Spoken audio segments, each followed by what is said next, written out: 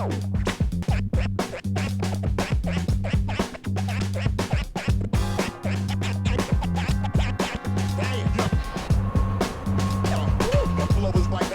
Hits USA from RPM. Our name says it all. Get the latest hits while they're the hottest. With Top Hits USA, you'll have the track for sure. Visit tophitsusa.com or call 800-521-2537 and get a free demo.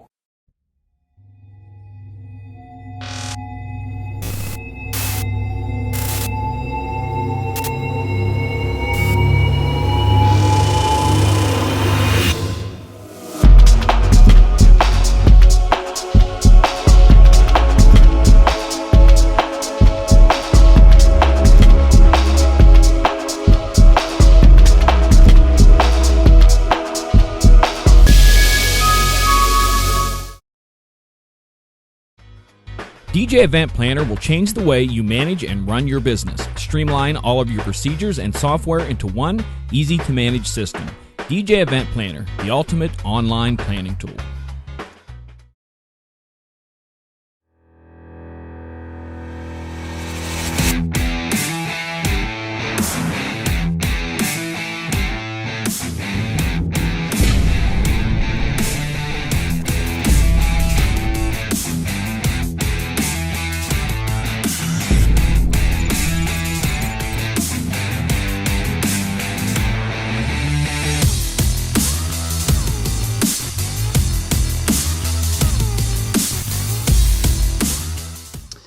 We are back for session 2 tonight. We have got. Here we go. We're gonna try this again. I hit the space bar and I didn't realize it switched scenes. So what we have got tonight in this second session, we have got a man that is so popular that he has got a page in virtually every publication across the country. Everyone has a page 6, and it's all because of Ron Ruth. Good evening, Ron. The advent of page 6 started with me, John. It did. It did. Without Ron, page 6 may not exist. Tonight we're going to be talking about this part. And if you guys have listened to Ron and I talk in other segments, we've talked about creating really cool weddings. And Ron, you've had some weddings that have just been something so different than what you and I started with back in the 90s. We can get these really cool ideas, and we've done those in the past. But when you're talking to new people, let's kind of get into that tonight of how do we help draw that or get that image of these really cool ideas and communicate that to the brides. So, well, how do in other words, how do we communicate to them an idea that we think might be beneficial to them so that they will appreciate it as much as we do? I think that's pretty much the idea. Okay. Because many times, they've got it in their head that, we want music and we want this and that. And then, oh, well, wait, you're a professional ballerina. Well, yes. Or I love this. And all of a sudden you've got this really cool idea. Yeah, I think that it's a matter of, it starts with, silly as it may sound, it starts with listening in order to get the ideas that you think are going to be beneficial to the couple. Because if you're not listening to and asking the right questions, I guess I should include in there as well. If you're not asking the right questions and listening very closely to what the couple is saying, things might get by you. As an example, this is really kind of simple, but a few weeks ago I did a wedding for a couple that one of the favorite gifts that the groom gave the bride throughout their courtship was it was a book about all these bizarre places along the roadside where you might want to stop and take a look. As an example, where you can find the world's largest ball of twine, as an example, or where the first hamburger joint was, or the original Kentucky Fried Chicken. What restaurant was that at? And this book was one of her favorite things because she loves to travel. So one of the ideas that I came up with to help them out is that rather than, and again, very simple idea, was rather than naming the tables after numbers, we named the tables out of some of the places she's either gone to visit or would like to go visit, and then we incorporated music to go along with that as well. I mean, an excellent example of that would be just traveling along Route 66. Well, there's a song, Route 66, that goes along with that. So, it was just a fun way of saying to the, bringing out that part of her personality and style for all of their guests to enjoy, because it's something that they enjoy doing together. Okay, so let's continue with that one. So you had the idea. Now, when we've talked in the past, we've always talked about trying to get information and Sure. almost to the point of having them kind of throwing out some ideas that we can kind of build up, because sometimes people don't take suggestions from other people as well as they take their own ideas. So how do you've got this idea and you can see it and it's going to work, and you just know from your experience. How do you present that? I mean, if I were the couple, or if you're talking to me, how would you present that idea with the name, the tables and such, so that they would say like, oh, that's a great idea? Well, I think a lot of it again comes back to listening to what they're talking about, because by just being able to repeat something like that back to the couple, be able to say, I heard you talk about this. You've developed already a sense of trust, because they realize you're listening to what they're saying. Not everybody is going to do that. I mean, a lot of people might even ask a question and then just kind of already be thinking ahead to what their next question is going to be and kind of blow off a part of it. But I think for me, the whole process of finding out these types of things is an exploratory process that happens at the very beginning of the planning process for me. And I think it comes down to, a lot of it comes down to trust. You can trust me to come up with ideas. And I don't say, here's an idea, let's do this. I'll come up with an idea. I think, and I think it's the way it's presented as well. I mean, I get just as excited about these ideas as I want them to get. So the energy that I'm going to provide to them, and I'm going to say, hey, look, I have an idea. Don't know that you're going to like it, but I think this is really cool. How about if we were to try this? And a lot of times a couple will go, hey, that's a great idea. Other times I've heard couples say, ooh, that's an idea, but let's do this to it. Let's change it. It's kind of like improv. Yes, and let's build on that idea. And I've even had people say, I'm not really thrilled with that idea, but maybe this idea would work instead. I mean, the idea for me is to get the creative juices flowing, get them thinking outside of, outside of the box. Right. Because they don't know what they don't know. And the only thing that they do know is what they've seen done at other weddings. So what you have to be able to do is paint them a picture of, here's how we can make this different, even if it's in little ways. Doesn't have to be anything huge. Just little opportunities can make an idea, make a wedding reception so much better.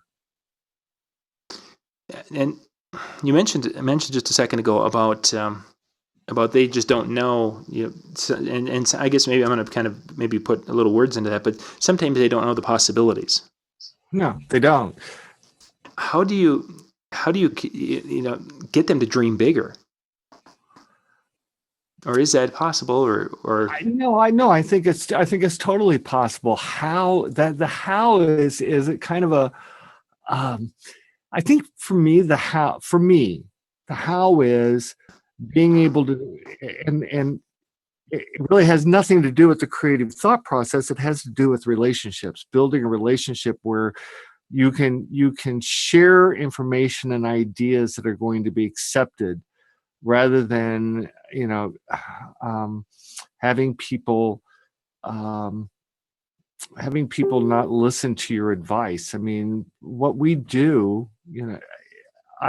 I'm a professional at what I do, and that's part of the service that I sell. Is I'm an experienced professional in everything I do, and my goal is never to harm you. What I want to be able to do is to always be able to help you, to be able to change your life in some way, shape, or form for the better. And these are the ideas that I think that we can use to make that happen. Now, what you just said, is that something you would share with a couple, or is that something that's more in the back of your mind, getting your mindset? Which part of that saying you're you can basically trust me? you're wanting to help them, and your goal in essence, or your job as a professional, is to help them? Yeah, I think it's because, again, it comes down to, is it something I come right out and say? It depends. Usually not. I think most of it is that is unspoken. It doesn't have to be spoken because of the conversations that we have, of just being people with each other, just being having kind of like what you and I do, just in having a conversation. Mhm. When I sit down with a couple, as an example, to talk about their event, I'm not really trying to sell them anything. I'm just trying to learn as much as I possibly can about the two of them and offer them ideas that I think that are going to be beneficial to them, even if it's just in an initial sales consultation. Because that already, if you can offer ideas, if you're listening close enough that you can go ahead and offer some ideas to them, then you've already established yourself as the expert at what you're doing. Most people are not going to do that. All they're going to do is talk about, the amount of hours that they're going to work, or the size of the sound system they bring, or the monograms and the uplighting and all of that stuff, which I'm not saying there's anything wrong with that.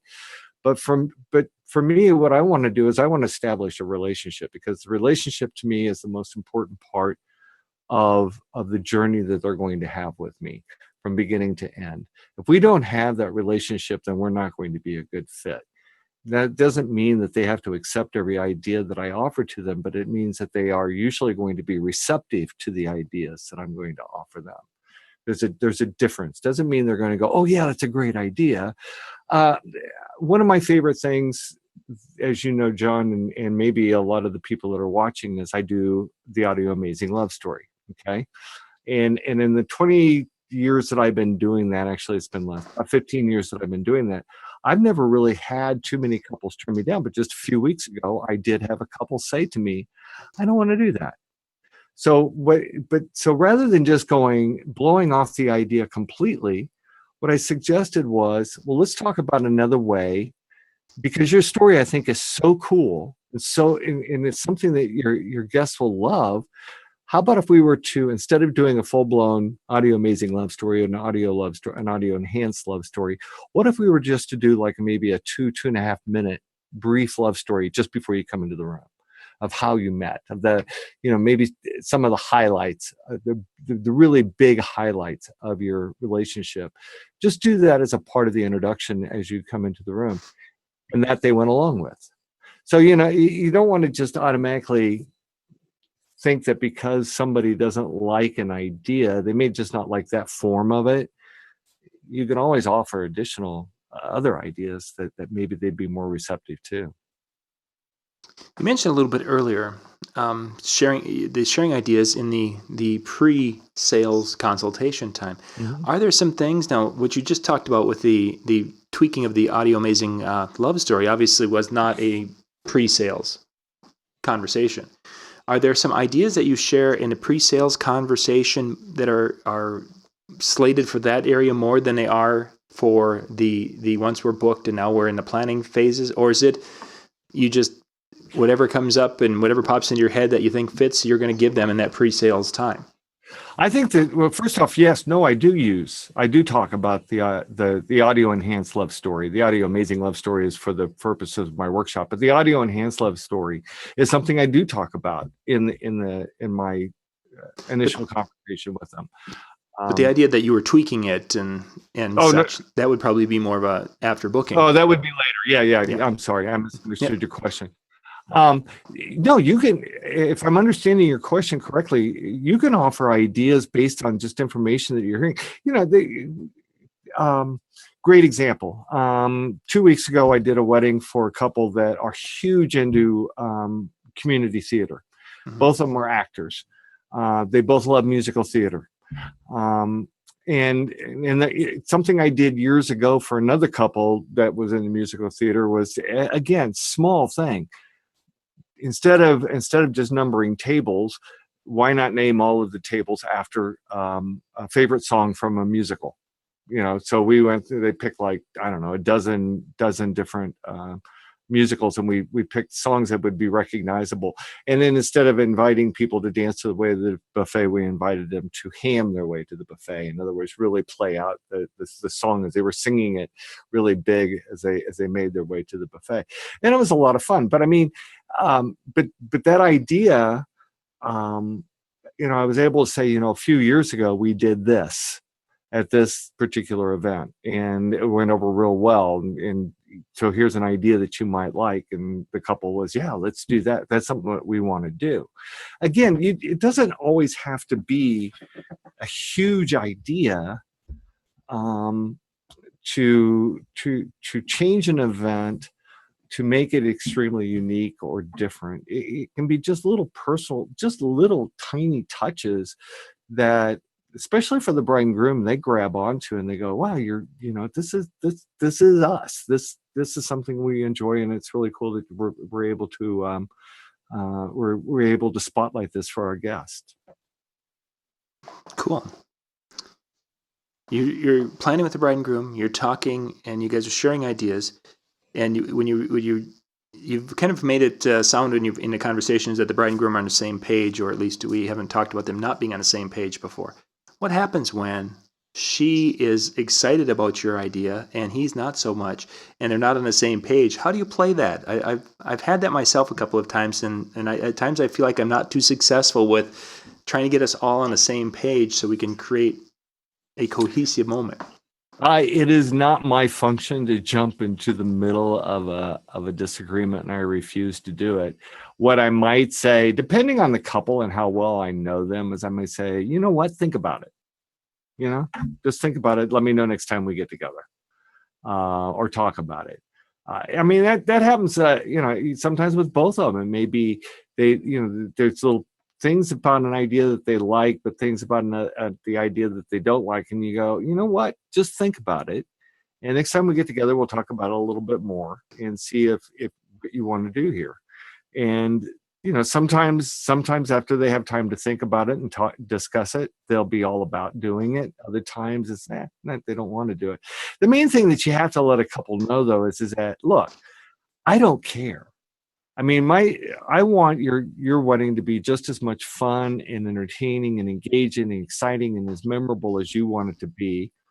And we're going to make it happen whether you pick up on every idea that I offer to you or not.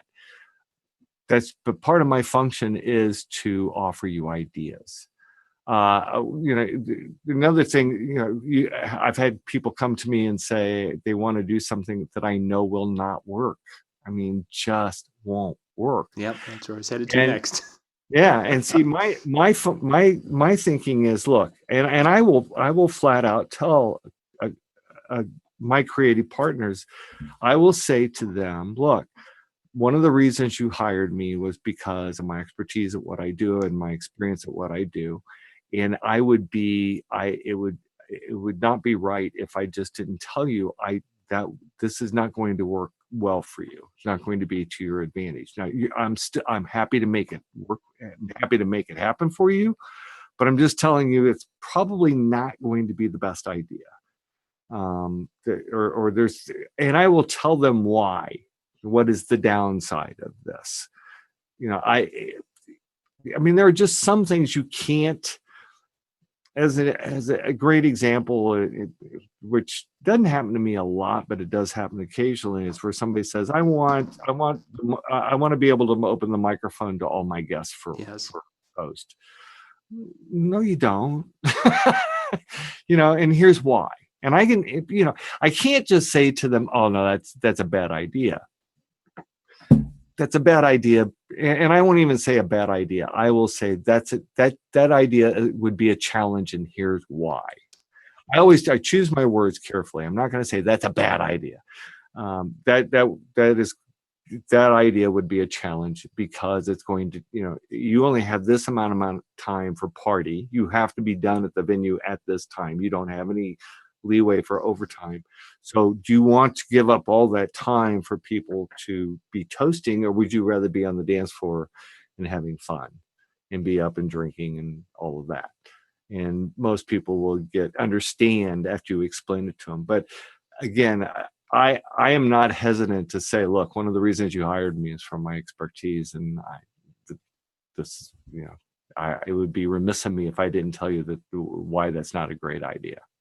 So for those of you watching, Ron just gave you your money's worth for tonight's show. The line, that idea would be a challenge, and here's why. Because there's the number of times, in this past weekend's wedding included, that there's been something in there. It's like, this is a bad idea. It's not going to fly. I just know it. But presenting that in a way that isn't going to be confrontational, that's going to make them feel or look bad. That's a challenge. Well, and I think, let me give one other idea. I mean, if you're looking for your money's worth out of this, and I appreciate that you picked up on that. I'd never really thought about it as being something that would be beneficial. But this one, I do think, to me, this is extremely beneficial. Quit thinking of your clients as clients. And I've referred to clients like probably 50 times in this conversation. But in person, my clients are not clients. My clients are my creative partners. You asked how ideas come about. If I treat a client as a client, then my way of thinking is different. It changed by thinking of them as creative partners. It makes it easier for me to find ideas because we're working together towards a common goal, rather than me trying to take the lead and say, here's what I think is going to be best for you. I want it to be a partnership. Where it's a give and take and in sharing of information. So add that there's bonus money's worth, John. There you go. So it's all about building a relationship, sure, having trust, being able to share ideas because of that trust, and not being afraid to present from your experience that this could be a challenge. If it's necessary to be able to say that. Just in general, just be willing to have a conversation. Yeah. And be yourself and let them do the majority of the talking and just listen. You'd be amazed at some of the information you get just from listening. Just incredible. Mm-hmm. Good stuff as always, Ron. Thank you much. People want to get a hold of you, get in touch. The best way to do it, besides going to page 6 of the Disc Jockey News, which you can find at discjockeynews.com. Click e-edition, go to the reader there. You can see page 6. But how else could they get a hold of you? I have an email address through Disc Jockey News. It's Ron at Ron Ruth at discjockeynews.com. You can email that, and it will go right to you, and you can answer every question they've ever wanted. Yes. And you may reply that, well, that question is a challenge. Indeed. Thanks for being on, Ron. We've got Mike popping in here in just a couple of minutes. We'll be right back with Mr. Walters' show tonight. He's going to be talking about some of the lessons he has learned from his 5.5 years of being a DJ. He's not on. He can't hear us yet. We'll be right back with Mike Walter.